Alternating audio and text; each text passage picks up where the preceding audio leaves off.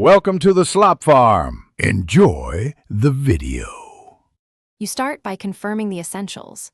Same Apple ID with two-factor, Wi-Fi and Bluetooth active, and handoff enabled because universal control uses those services.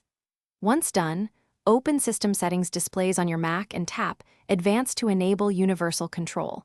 On iPad, go to Settings, General AirPlay, and handoff cursor and keyboard, and turn it on. Make sure devices sit close together so Bluetooth finds them. This initial enabling lets the devices negotiate a secure. Now arrange your displays so the Mac understands where the iPad sits relative to it.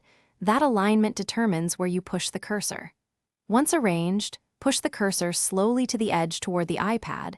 You'll see a connection animation and a prompt on the iPad to accept keyboard and mouse control.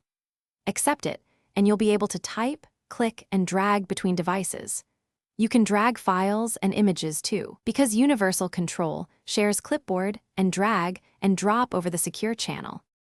Finish by practicing basic flows.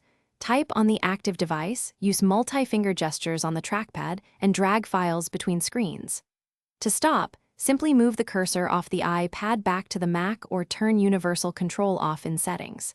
If it doesn't connect, focus on one key troubleshooting tip.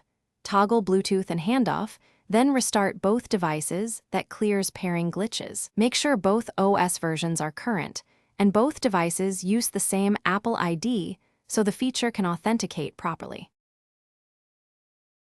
Thanks for watching.